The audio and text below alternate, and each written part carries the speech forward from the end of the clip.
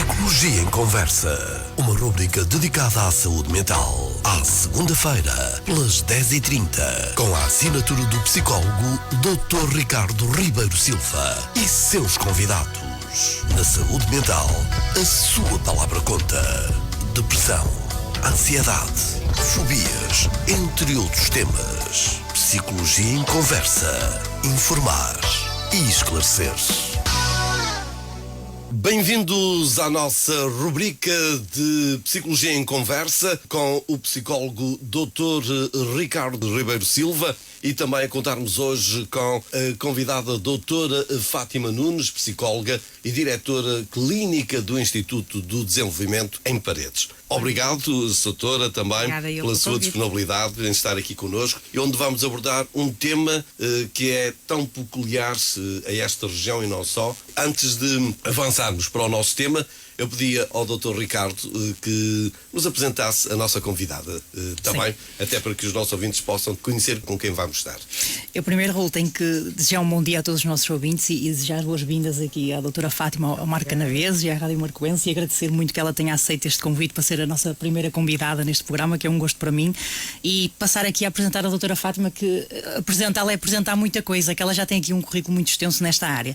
A doutora Fátima é psicóloga clínica, é diretora do Instituto de Desenvolvimento, é psicoterapeuta de crianças e adultos, com uma especialidade avançada em necessidades educativas especiais pela Ordem dos Psicólogos Portugueses, é especializada na área do autismo pela Escola de Medicina da Carolina do Norte, nos Estados Unidos, tem uma especialização em Picture Exchange Communication Systems, em Barcelona, fez formação no modelo Denver por Sally Rogers, com formação no modelo PRT, de intervenção no autismo, tem um curso e formação e acreditação na ADOS e na ADIR, que são as provas de despiste das perturbações do espectro do autismo, ambas administradas pela doutora Amaya Herbaz, tem uma formação também na Griffith, certificada pela ARIS da Inglaterra, e dupla pós-graduação em Neuropsicologia Clínica e Intervenção Neuropsicológica, com formação no Incredible Years.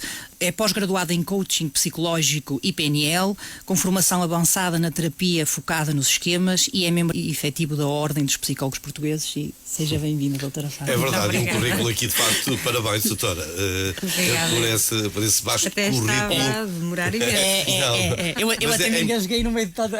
Mas é importante que os nossos ouvintes conheçam verdadeiramente quem é que vem falar também e sobre o tema, e para conhecer que, de facto, há aqui um grande conhecimento. É isso, e eu acho que era a partir daqui que podemos pedir aqui à doutora Fátima que nos dissesse isto. Então, o que é isto do autismo? O que é? Como é que podemos perceber? Como é que o podemos entender? E como é que podemos explicar isto de forma simples aos nossos ouvintes? Ora, eu desde já agradeço também o convite e realmente é um gosto estar aqui, até porque o Ricardo tem uma história comigo já longa e, portanto, é um gosto estar cá. Eu espero que me estejam a ouvir por causa da máscara, só que eu estou em estúdio com a máscara porque tenho as minhas filhas doentes e realmente eu não queria pôr-vos em risco e portanto estou aqui de máscara e peço desculpa se me está a ser perceptível. Está perceptível, doutora. Muito obrigado. Então, a todos os ouvintes, muito obrigada também por me estarem a ouvir. Então vamos ver o que é isto do autismo, não é? Ora, o autismo é um síndrome que provoca algumas condicionantes na vida da pessoa e depois de quem vive com ela pela ansiedade que o nome autismo provoca nas pessoas. Quando se fala em autismo, deixa toda a gente em estado de alerta, porque há uns anos atrás um autismo era um sinal e uma sentença de uma vida com limitações.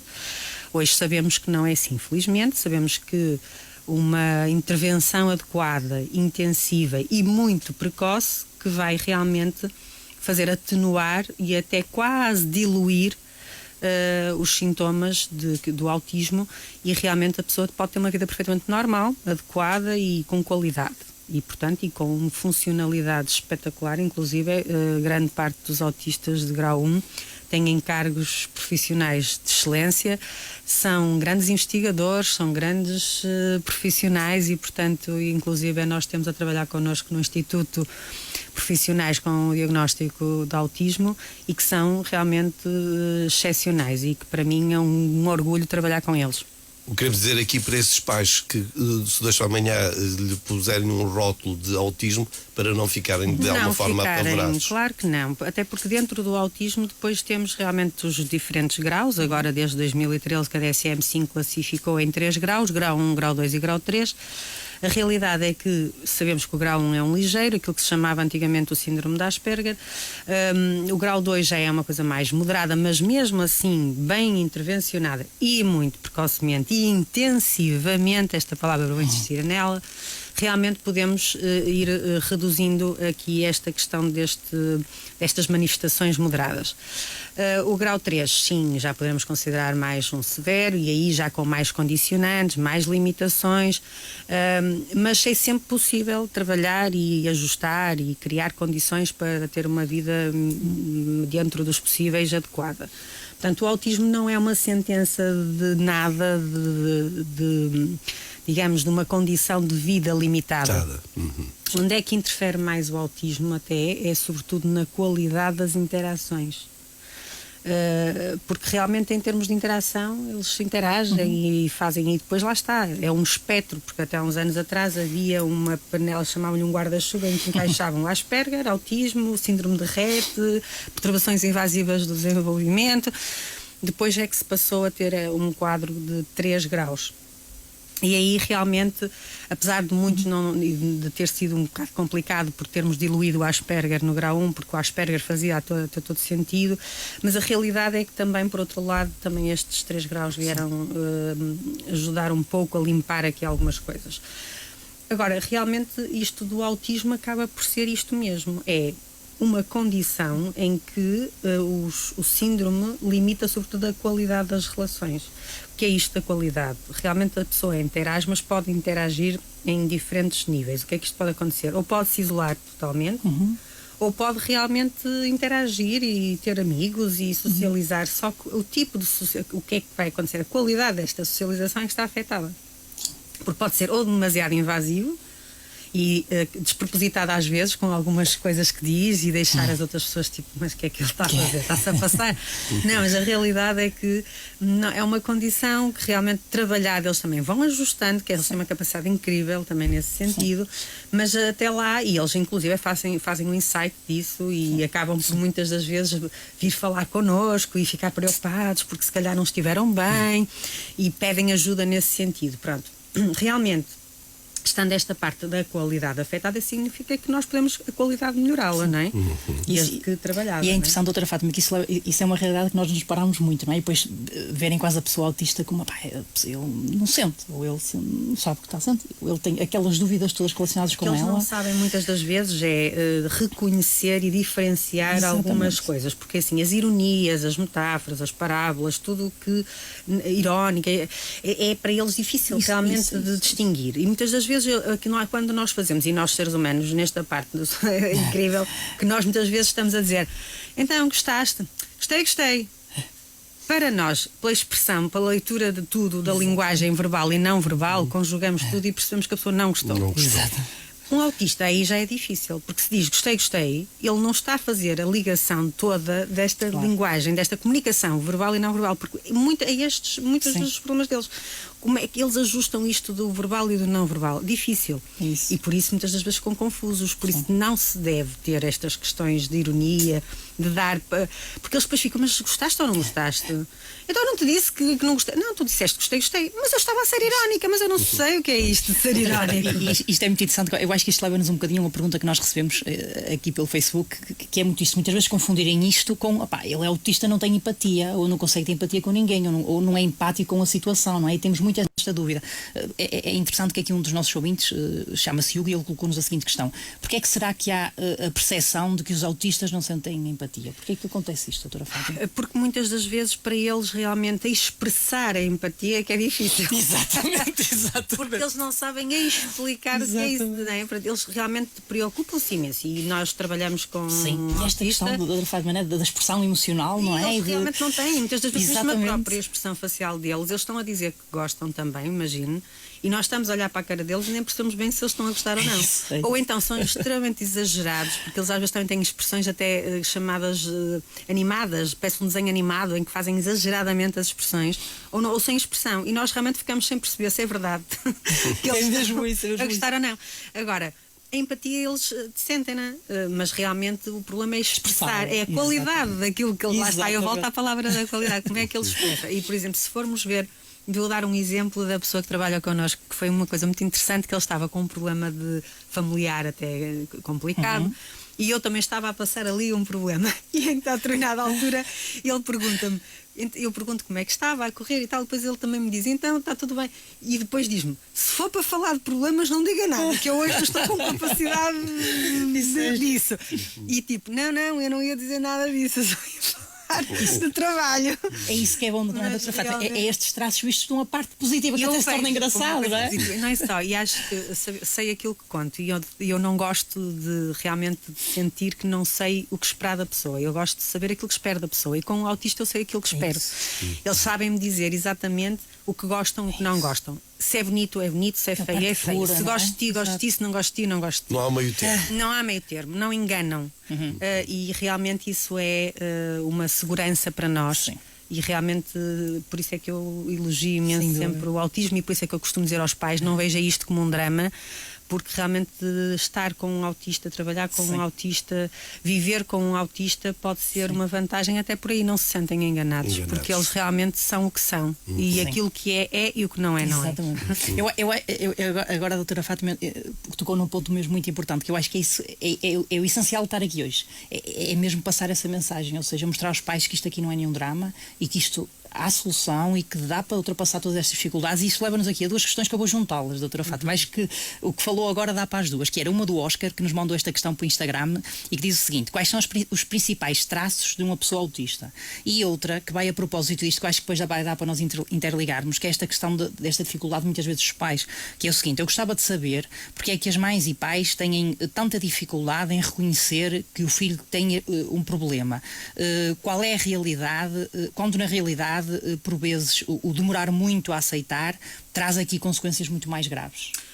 Ora bem, temos que pensar, e nós não podemos recriminar, porque os pais com uma criança com diagnóstico de autismo, nós quando temos um filho na barriga já estamos a idealizar esse filho, portanto já estamos a imaginar todo um futuro para ele. Portanto, realmente nós temos o bebê chamado bebê imaginário. Daí do bebê imaginário até ao bebê real pode ser pequenas diferenças, pode até superar expectativas, ou pode realmente falhar nas expectativas desse bebê imaginário. O que é que isto pode levar? A que realmente os pais frustrem. Afinal, aquele bebê que eu imaginei não é este bebê, porque este bebê não me olha nos olhos, este bebê não sorri, este bebê faz umas birras tremendas e chora o tempo inteiro, não dorme, come mal, deixa-me cansada, deixa-me frustrada, não vem em visitas cá à casa e nós temos que o isolar porque realmente ele fica extremamente irritado, ou então isola-se e não interage com ninguém. E tem outros miúdos, filhos dos nossos amigos, dos nossos familiares, que estão a interagir, a brincar e a falar. O nosso ainda nem fala. Portanto, então vai aqui um luto do bebé que eu imaginei que ia ter para o bebé que tenho. Então a pessoa tem que fazer um luto. Isto aqui é mais do que legítimo, porque eu imaginei uma criança, vejo nos livros, nos filmes, os amigos, os familiares, que tem aquele bebé que eu imaginei e o meu não é assim. Então eu tenho que fazer um luto desse bebé. O melhor é sempre a aceitação. Mas para aceitar tem que passar pelas 5 fases do Kubler-Ross, que fala do luto, que é o que nos fala do luto. Realmente vai ter que passar por aquilo até chegar à aceitação. Mas às vezes o que é que realmente é complicado? É que nem sempre essas fases são curtas. Porquê? Porque depois vai a opinião de cada pessoa à volta, que vai metendo o bedelho, vai metendo a colher. E porque até vai a um pediatra que diz: não é nada disso, isto passa com a idade, tem que esperar depois dos 3 anos, eles começam a falar, até agora espera lá um bocado e tal, e ele pronto está a fazer birra. Olha, o pai também fazia, diz a avó. E aquelas questões de mas não, ele não é autista, que ele olha nos olhos. Ou então ele não é autista porque ele não tem nada a ver com aquele o autista que eu conhecia ali ao lado, que não tinha nada a ver. Portanto, sempre estas comparações. Vão a médicos que vão dando opiniões diferentes, porque depois as pessoas correm tudo até ouvir aquilo que querem ouvir. E a determinada altura uma mãe até nos dizia no ID que recebeu o diagnóstico de autismo, mas outra médica disse, não é, ou duas médicas disseram, não é nada autista, garantido, mas olhómetro, foi só, olhou para a criança, olharam para a criança e disseram, não é autista, enquanto que tinham feito uma avaliação num local que tinha dizer que sim. É autista. O que é que a mãe fez ao diagnóstico de quem tinha avaliado com testes fidedignos? Enfiou na gaveta. Ela própria disse, enfiei o diagnóstico na gaveta. Agora tenho que ir lá tirá-lo, isso custa-me imenso. Porque ela tinha recebido depois aquelas duas certezas de nomes até com algumas pessoas com referência na área, dizem, não tem nada de autista, pode ter a certeza que o seu filho não é autista. Conclusão, a mãe remou aquela ideia do autismo e assume aquele, meu filho não é autista. Só que o filho começa a crescer e as dificuldades começam-se a ver. É isso. E cada vez mais. Não é? E é mais doloroso, porque agora a mãe, como ela diz, eu tenho que ir à gaveta buscar o diagnóstico. É isso. E agora o que é que eu fiz até aqui? Até há a sensação de se calhar poder ter feito mais e não fiz. Até porque nós sabemos que até aos 3 anos o nosso cérebro está em expansão máxima a nível de produção de neurónios, não é? E os neurónios estão todos ali em força a produzir e vão-se formando as redes neuronais especializadas até aos 3 anos. O que não se formou vai ser podado, chama-se a poda neuronal. Portanto, até aos 3 anos, se nós estimularmos muito, daí a intensividade das intervenções ser crucial, se nós estimularmos muito, vamos produzir várias redes neurais especializadas. É uma boa altura, excelente altura para pôr a criança a potencializá-la ao máximo. Porque depois daí vem a poda. Claro que há sempre o trabalho que é excelente, quanto mais cedo melhor, nunca é tarde, como é óbvio, mas sabemos que quanto mais precoce melhor. E muito contra aquilo, não é, doutora Fátima, que ouvimos muitas vezes, que é, não, ele ainda é pequenino, isso vai passar, portanto tem tempo. Sim, é questão da não é preciso ser já. A criança ainda não fala, ou fala pouco, e é depois dos 3. Quando for para o infantário, aconselhamos a ida para o infantário, quando nós não temos a criança no infantário, acabamos por pedir aos pais para os colocar no infantário para perceber qual é a reação da criança e a evolução da criança, e fazemos o diagnóstico mais tarde.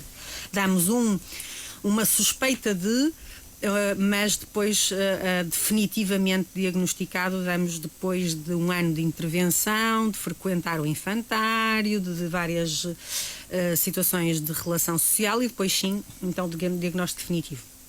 Agora, esta parte do Covid também veio alterar bastante aqui estas questões para diagnosticar. Porquê? Porque neste momento, com o déficit social que existiu durante 2 anos, as crianças que nasceram na era Covid, durante 2 anos estiveram isoladas do mundo. Portanto, grande parte das crianças que me têm chegado ao consultório têm atrasos de desenvolvimento. Agora, eu não vou dar um diagnóstico de autismo neste momento, tendo em conta que há este atraso de desenvolvimento. É o que nós conversamos muitas vezes, não é? Este risco de estarmos a assumir com Porquê? Porque os 2 anos de isolamento social. Exatamente. Portanto, as crianças foram elas isoladas, os pais estressados porque estavam em teletrabalho ou então isolados também do mundo, com os seus próprios problemas, um bebê em casa a crescer, isolado de tudo. Portanto, há aqui um atraso de desenvolvimento a nível geral. Agora, é preciso realmente ter cuidado, ir avaliando, ir intervindo o mais intensivo possível e depois daqui por algum tempo, sim, depois de estar no infantário, intervenção adequada e realmente a criança estar intervencionada, infantário e a convivência com os pais, que vamos tentar normalizá-lo ao máximo, aí sim dar um diagnóstico, mas neste momento é risco. E este susto, não é que isto, se formos a pensar nisto, doutora Fátima, é que esta questão de há crianças que em famílias pequenas, por exemplo, só ouviram as expressões faciais da mãe, por exemplo, ou só ouviram as expressões faciais de mãe e pai. Sim, sem dúvida. Tínhamos alguém em linha que se calhar gostaria de colocar alguma questão à doutora. Por isso, a chamada, entretanto, temos, acho que já alguém. Olá, muito bom dia. Estou, bom dia. Ora, vamos chamar mais uma vez. Estou, bom dia. A sua chamada encontra-se em...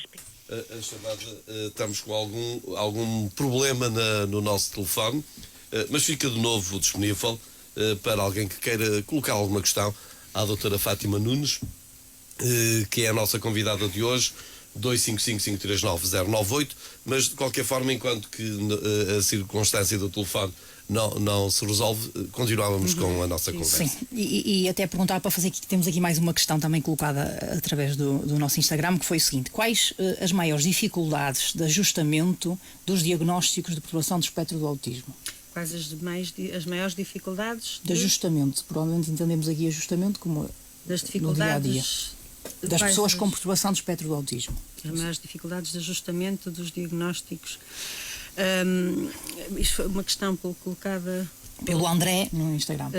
Ora bem, Esta questão, eu quero entender, André, que me está a colocar a questão de ajustamento de diagnóstico. Com PEA é que será maiores dificuldades de ajustamento, que será como é que lidamos com esta questão depois de dar um grau ou de classificar um autista.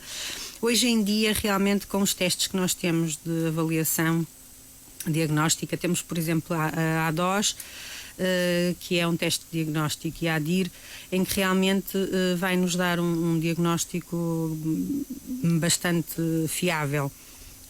E isto vai nos ajustar e mesmo depois temos que pensar que não é só os testes, é a própria conversa com a pessoa, há uma avaliação toda ela, que estamos a avaliar todo o contexto e toda a interação da pessoa connosco, o contexto social dela, todas as vivências da pessoa, e depois com esta avaliação já personalizada, de 1 para 1, em que temos uma conversa, vamos conhecer os contextos da pessoa, mais os testes fidedignos que temos para avaliar, os que já disse, isto já em crescidos. Se for a criança também temos que incluir a Griffiths, vamos ter que incluir também uma VISC ou uma VICE, precisamente também para ver a função cognitiva da pessoa. E aí sim, depois de ter toda estes conjuntos de dados que nos são fornecidos pelo próprio ou pela família, professores, treinadores dos desportos que praticam, depois de juntar tudo, sim, ajustamos o diagnóstico mais fiável e realmente não é, hoje em dia temos todas as condições para dar um diagnóstico fidedigno, 100%, sim. Dr. Ricardo, não sei se as questões foram todas colocadas, sim, ou parte delas, se não foram, porque estamos quase no final do nosso tempo, agradecendo mais uma vez a disponibilidade da doutora Fátima Nunes.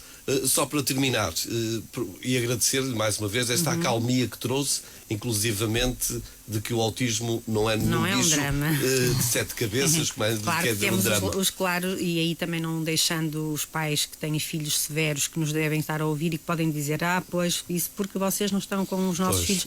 Claro que existem esses casos muito graves e que são muito difíceis e que estes pais precisam muito de ajuda e de muita orientação, e estes meninos também, de toda a ajuda possível e imaginária, a nível da comunidade, a nível das escolas, da saúde, e portanto também com isso não podemos deixar de fora, como é óbvio. Exatamente. Não é? Também existem esses casos. Esses casos. Doutora, para terminar, e até porque a Marcoense FM vai acompanhar, vai divulgar precisamente também o que vai acontecer, no dia 2 de Abril vai haver, para quem quiser inteirar mais um bocadinho sobre esta problemática, vai haver uma conferência aonde e a que horas e sim, qual o local? Nós temos uma conferência organizada para o dia 2 de Abril, que é o Dia Mundial do Autismo. O IDEA tem sempre esse cuidado de sinalizar, até porque é a minha área de especialização e portanto também tenho muito cuidado, e é uma área que eu gosto imenso, e realmente sinalizamos esse dia com uma conferência que vai falar dos percursos de vida, que vai ter convidados especiais e que temos 2 pessoas de referência, a doutora Alda Mira Coelho, pedopsiquiatra no Hospital de São João, a doutora Vera Rocha, que é pediatra no Hospital Penafiel e no Instituto de Desenvolvimento. Começa às 9h30, termina ao 12h30, é entrada livre. Podem entrar gratuitamente e podem esclarecer as dúvidas, porque temos ali um espaço que demos até alargado para as pessoas colocarem as suas próprias dúvidas, partilharem os seus medos, partilharem as suas preocupações, e estamos lá todos para conseguir ajudar o mais que pudermos e sinalizarmos mais uma vez este dia tão especial. Portanto, conto com a vossa presença na Casa da Cultura de Paredes. Muito bem. Eu quero agradecer à doutora Fátima Nunes a disponibilidade por estar aqui, por esse conhecimento que veio partilhar connosco e com os nossos ouvintes, ao Dr. Ricardo Ribeiro Silva também, que é o autor desta rubrica aqui na Marcoense FM. Agradecer a ambos e voltamos de hoje a 8 dias. Muito obrigada a contar com um novo tema aqui para abordarmos também na Marcoense FM. Foi um gosto, uma boa segunda-feira, uma grande semana para todos. Bom dia. Psicologia em Conversa, uma rubrica dedicada à saúde mental. À segunda-feira, pelas 10h30, com a assinatura do psicólogo Dr. Ricardo Ribeiro Silva e seus convidados. Na saúde mental, a sua palavra conta. Depressão, ansiedade, fobias, entre outros temas. Psicologia em Conversa. Informar e esclarecer.